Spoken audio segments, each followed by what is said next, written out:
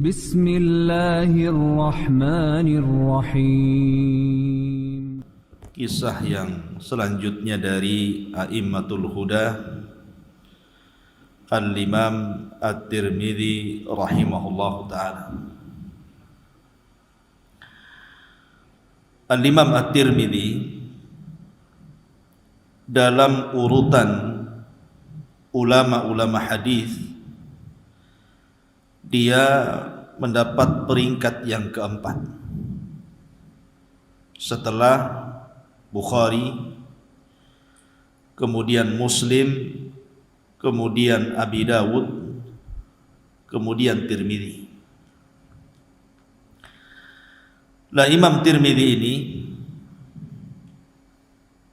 dinasabkan kepada daerahnya yang namanya Tirmidzi, dan nama beliau bukan Tirmidzi.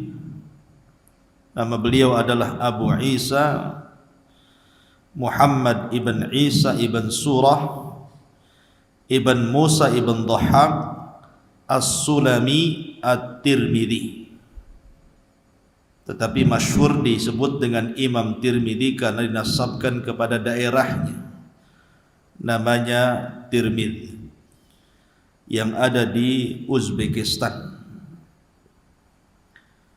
Dan hampir rata-rata semua ulama hadis itu tidak ada yang asli Arab kecuali Imam Muslim. Jadi selain Imam Muslim itu semua orang ajam, orang asing. Imam Bukhari orang asing, Abi Dawud orang asing, Ibnu Hibban orang asing, termasuk Imam Tirmidzi. Tidak ada keturunan Arab sama sekali. Bahkan tumbuh di daerah futuhat, negara-negara yang dibebaskan kaum muslimin. Akhirnya kemudian negara itu menjadi negara Islam, dan lahirlah dari negara itu para ulama-ulama besar. Salah satunya adalah Imam At-Tirmidzi rahimahullahu ta'ala. Lah Imam Tirmidzi ini sebagaimana imam-imam yang lainnya. Jadi Imam Tirmidzi hidup di generasi terbaik umat ini. Nabi SAW bersabda, khairun nasi qarni, thumma alladhina yalunahum, thumma alladhina yalunahum. Sebaik-baik generasi adalah generasiku, maksudnya aku dan para sahabatku. Kemudian setelahnya para tabi'in, kemudian setelahnya para tabi'u tabi'in. Lah Imam Tirmidzi itu hidup di zaman tabi'u tabi'in. Artinya dia hidup di zaman keemasan, di zaman yang mendapatkan rekomendasi Nabi SAW sebagai khairul qurun, sebaik-baik generasi. Artinya di zaman itu banyak para ulama. Di zaman itu masih hidup para ulama hadis, para pakar-pakar, sehingga memungkinkan seseorang itu untuk belajar dan memperdalam ilmu agama. Jadi Imam Tirmidzi hidup di zaman abad ketiga dan berada pada Daulah Abbasiyah. Lah Imam Tirmidzi sendiri adalah salah satu murid yang paling masyhur dari dua ulama besar. Salah satu gurunya adalah Imam Bukhari, dan itu yang banyak merubah kehidupan Imam Tirmidzi. Dan yang kedua Imam Muslim. Jadi dua ulama inilah yang mengkader seorang alim bernama Tirmidzi sehingga menjadi ulama besar. Bahkan karyanya Jami At-Tirmidzi atau Sunan At-Tirmidzi itu memiliki keistimewaan melebihi kitab-kitab yang lainnya, termasuk Bukhari Muslim. Nanti kita akan sebutkan apa keistimewaan Sunan Tirmidzi ini. Ma'asyiral muslimin yang dimuliakan Allah Azza wa Jalla, disebutkan bahwa ketika Imam Bukhari meninggal dunia,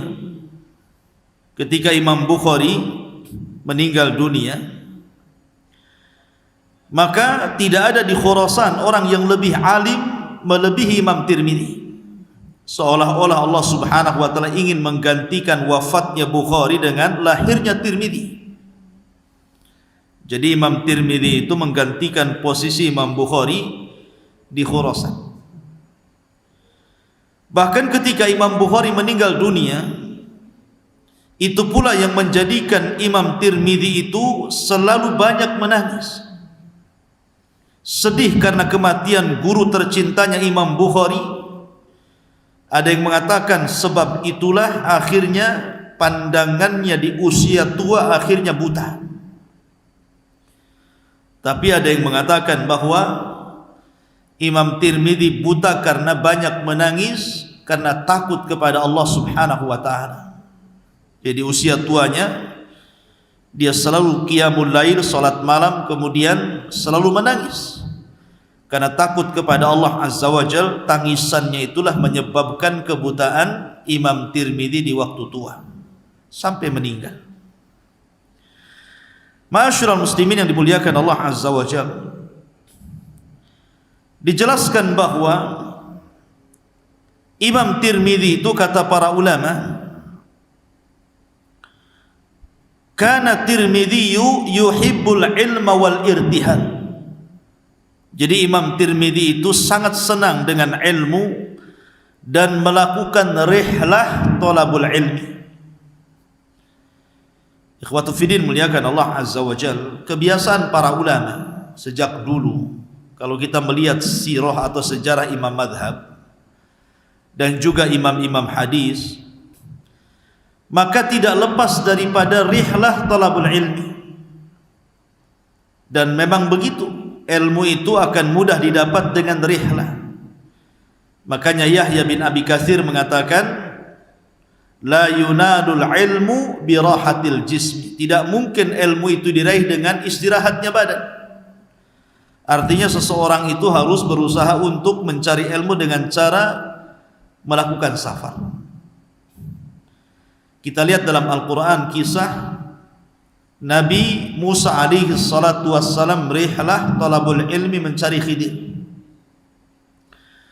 Kemudian kita lihat para sahabat Nabi sallallahu alaihi wasallam seperti Jabir bin Abdullah radhiyallahu an safar dari Madinah menuju Basrah, berjumpa dengan Abdullah ibn Unais 1 bulan, PP 2 bulan, hanya mendapatkan 1 hadis Nabi sallallahu alaihi wasallam. Bahkan dijelaskan Al-Hafidh Ibnu Naqtah ini sampai ketika rihlah talabul ilmi dia terjebak di sebuah negara yang sangat dingin, mungkin daerah kutub begitu ya, karena mungkin zaman dulu kan tidak ada kompas ya, di zaman itu tidak ada semacam Google Map, jadi ya kadang nyasar gitu ya. Akhirnya masuk ke daerah yang sangat dingin dan dia tidak bisa lepas di situ. Lah sampai-sampai dijelaskan bahwa hatta saqatat asabi'ahu, sampai-sampai karena saking dinginnya akhirnya jari jemarinya itu patah. Jadi es gitu ya. Kemudian akhirnya bisa dipatahkan karena membeku sampai bisa dipatahkan jari-jarinya itu. Min syiddatil bardi, karena sangat dingin sekali gitu kan. Begitulah para ulama terjebak dalam sebuah kutub ataupun suasana yang dingin sampai patah-patah anggota badannya. Sampai-sampai dijelaskan fa innal a'dha tatasaqat min syiddatil burudati fa ba'dul ulama rahalu hatta saqatat a'dha'uhum min syiddatil bardi. Sampai-sampai sebagian para ulama ada yang patah jari jemarinya karena dinginnya cuaca. Bahkan ada juga yang dirampok. Bahkan ada juga yang rihlah talabul ilmi, kehabisan bekal, kehabisan minum, sampai meminum air kencingnya sendiri. Begitulah para ulama mengadakan rihlah untuk thalabul ilmi. Ma'asyiral muslimin, lalu apa hikmahnya? Kenapa kemudian para ulama rihlah termasuk Imam Tirmidzi? Karena dengan rihlah thalabul ilmi itu ikhwatu fiddin, maka seseorang akan berjumpa dengan banyak ulama. Dengan banyaknya ulama tentu akan berbeda pengetahuan. Dengan berbeda pengetahuan akan bertambah wawasan. Kemudian juga satu ulama dengan yang lainnya juga memiliki akhlak yang berbeda-beda, memiliki adab yang berbeda-beda. Dan biasanya kalau seseorang safar thalabul ilmi itu semangat belajarnya akan lebih dibandingkan seseorang belajar di negerinya sendiri. Begitulah fitrah ilmu. Makanya para ulama mereka berusaha untuk hijrah, belajar di luar daerahnya.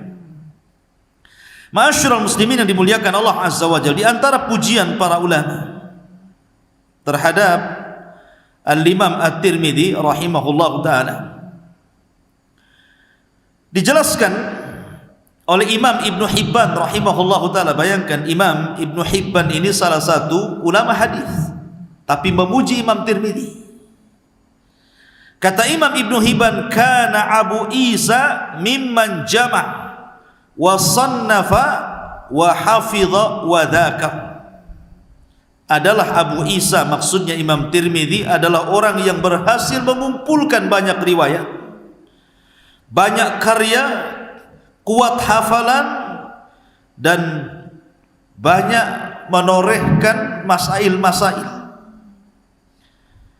Bahkan dijelaskan oleh Abu Sa'id Al-Imam Hakim rahimahullahu ta'ala. Imam Hakim ma'ruf, karyanya Mustadrak Al-Hakim.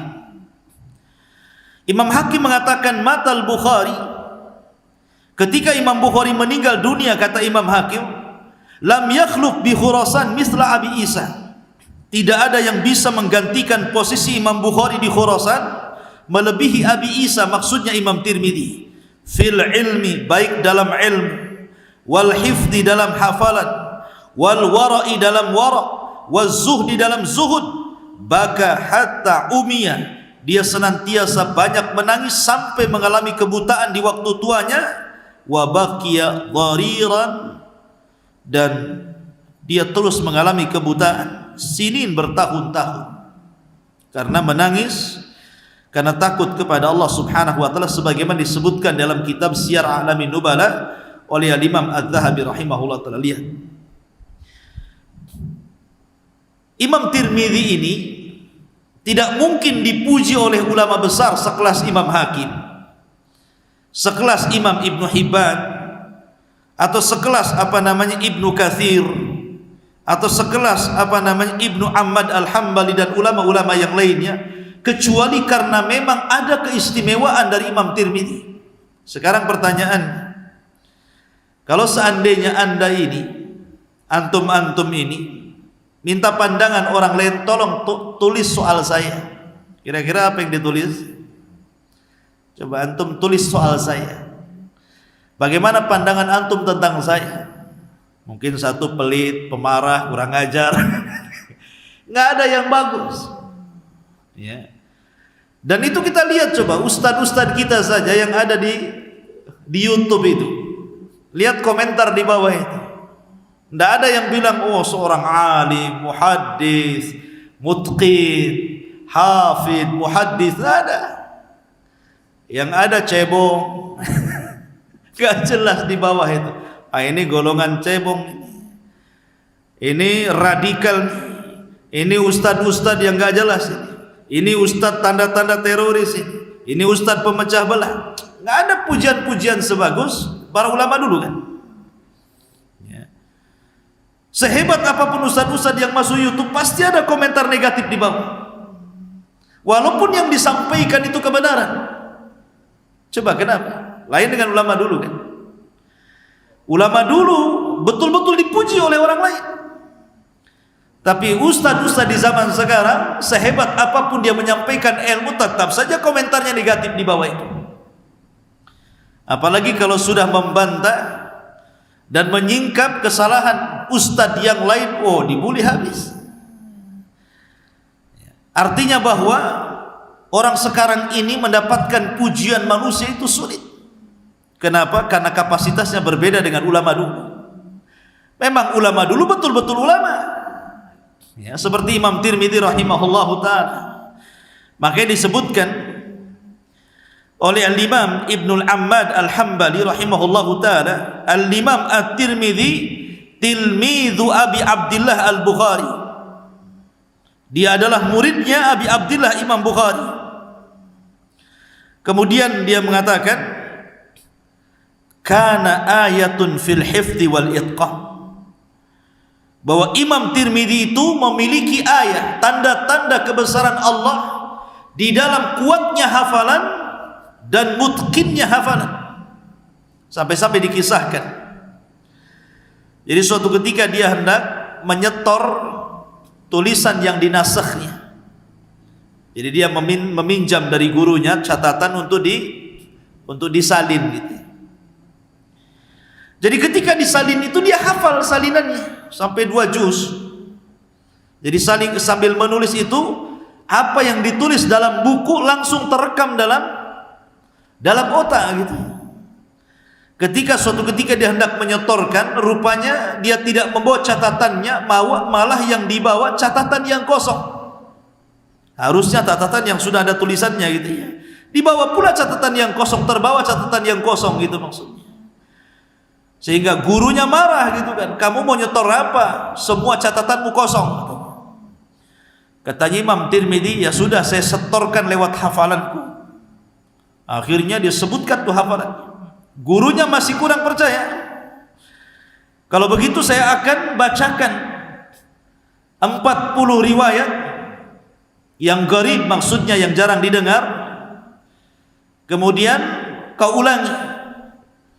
Pokoknya setiap kemudian gurunya menyebutkan, dia hafal langsung, sekali baca langsung hafal. Itu dia orang dulu ya, kayak di otaknya ada MP3-nya gitu. Jadi seolah-olah rekaman gitu otaknya itu. Apa yang kita omongkan ada direkam di otak dia. Dan persis yang disebutkan dengan yang disebutkan dengan yang dihafalkan itu kurang lebih isinya. Itulah merupakan kekuatan hafalan Imam Tirmidzi rahimahullahu ta'ala. Ma'asyiral muslimin yang dimuliakan Allah Azza wa Jalla, Imam Tirmidzi ini rihlah untuk talabul ilmi pertama ya di daerahnya Khurasan, karena memang banyak para ulama di Khurasan. Ada Imam Bukhari, ada Imam Muslim dan imam-imam yang lainnya. Kemudian ke Irak, kemudian ke Mekah, kemudian ke Madinah dan ke beberapa tempat. Lah di antara guru-guru Imam Tirmidzi ini bukan guru kaleng-kaleng bahasa kita. Memang guru yang luar biasa seperti Ishaq ibn Rahawayh. Ulama besar Ishaq ibn Rahawayh, ikhwan. Ya, ulama Syafi'i. Kemudian juga Muhammad ibn Ismail al-Bukhari. Siapa yang tidak kenal Imam Bukhari? Kemudian Muhammad ibn Amr as-Sawwah al-Balkhi. Termasuk juga Imam Muslim. Termasuk juga gurunya adalah Amr ibn Ali al-Fallas dan yang lainnya. Artinya bahwa dengan adanya Ishaq ibn Rahawayh, kemudian Imam Muslim, kemudian Imam Bukhari, ini sudah cukup bahwa siapa kapasitas Imam Tirmidzi itu mendapat guru yang seperti ini. Ya. Adapun murid-muridnya juga menjadi ulama besar. Dari mana-mana negeri datang belajar kepada Imam Tirmidzi, di antaranya Hamad ibn Syakir, kemudian Abu Bakar Ahmad ibn Ismail as-Samarqandi, kemudian Abu Hamid Ahmad ibn Abdullah ibn Dawud al-Marwazi, kemudian juga Ahmad ibn Ali ibn al-Muqri dan yang lainnya. Itu di antara murid-muridnya. Adapun tentang aqwalul ulama, bagaimana pendapat para ulama tentang Imam Tirmidzi, subhanallah, sampai-sampai Imam Bukhari sendiri mengatakan kepada Imam Tirmidzi, muridnya nih, ma intafa'tu bika aktsar mimma intafa'ta, man tafa'tu bika aktsar mimma intafa'ta.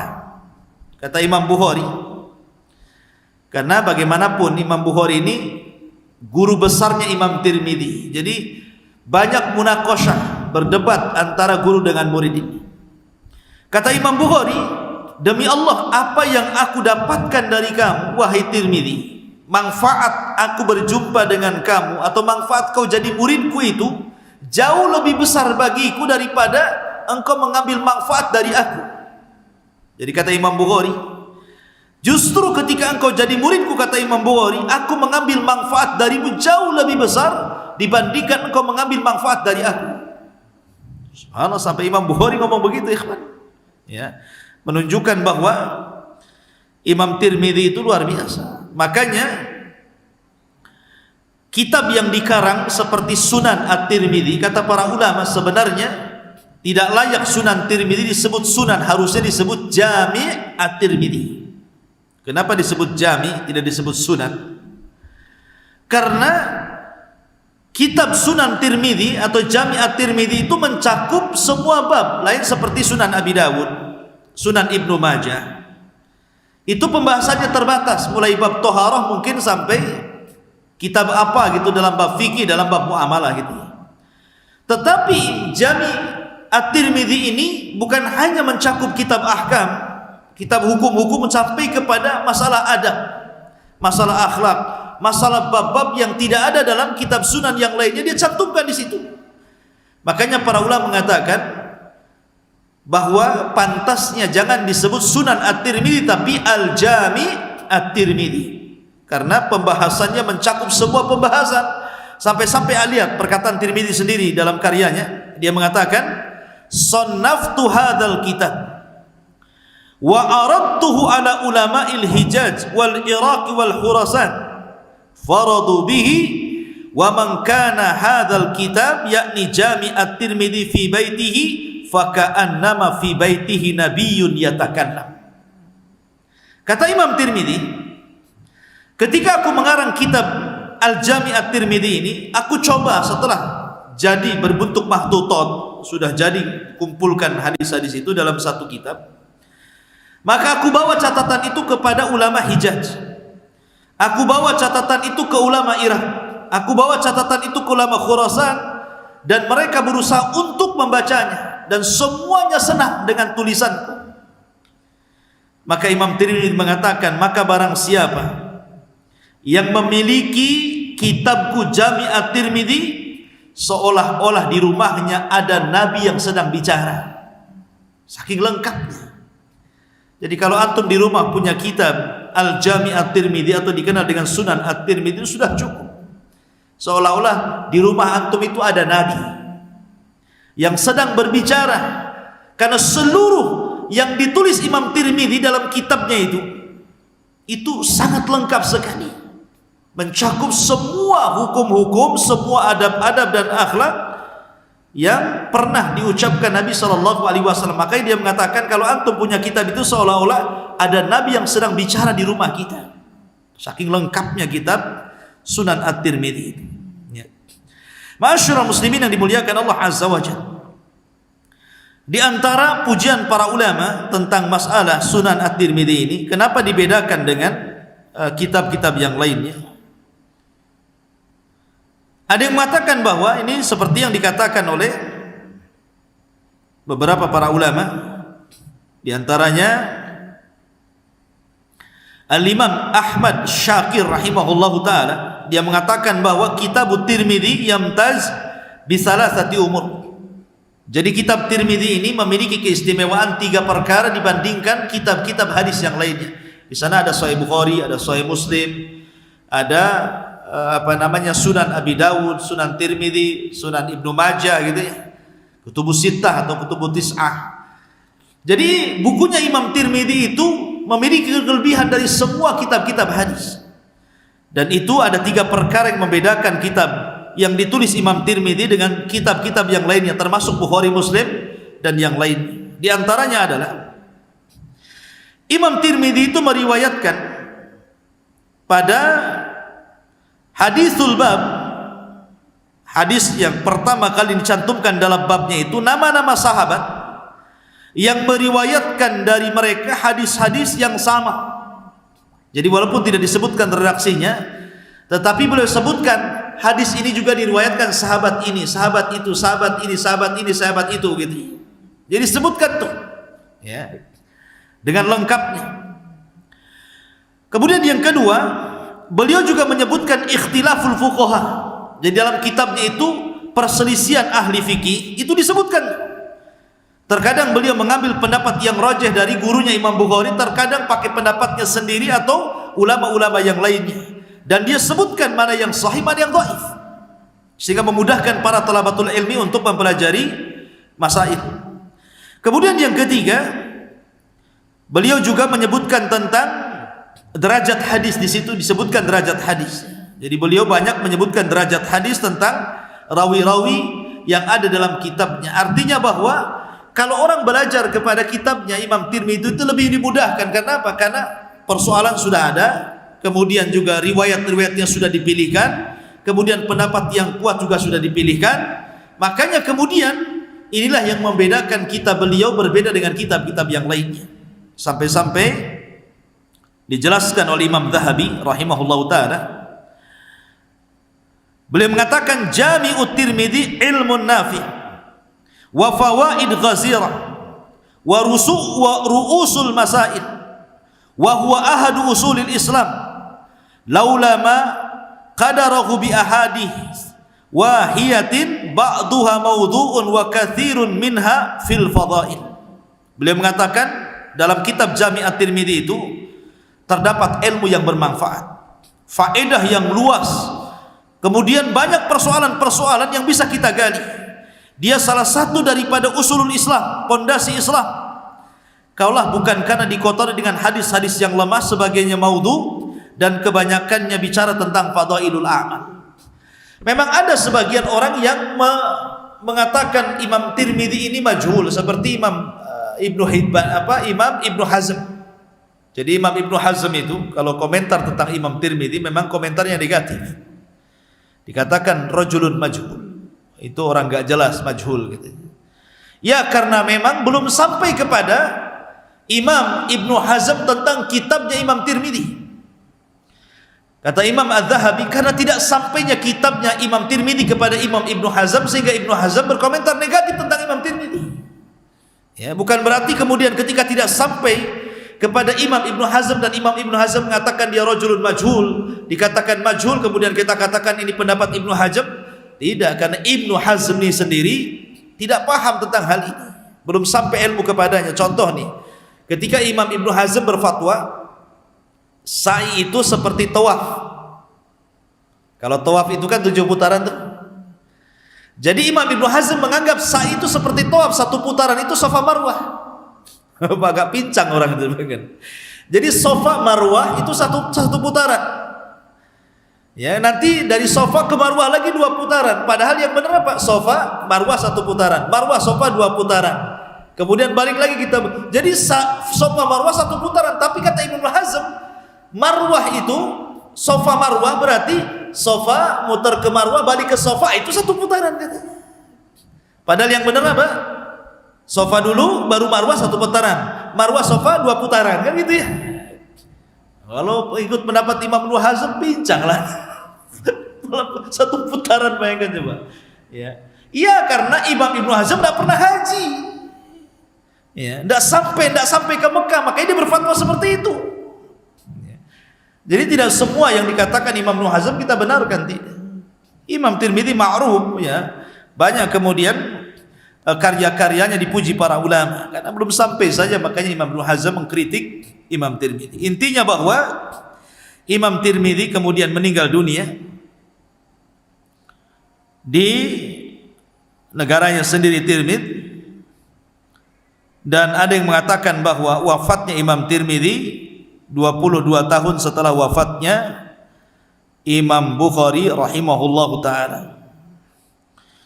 Dan Imam Tirmidzi ini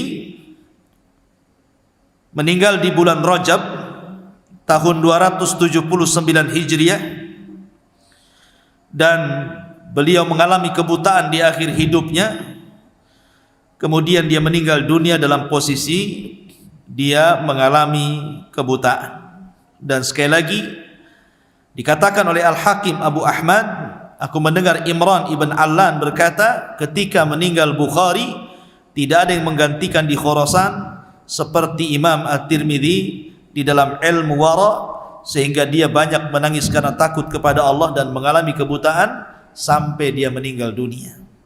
Wallahu alam. Ini sejarah singkat daripada Imam Tirmidzi rahimahullahu taala, mudah-mudahan ada manfaatnya.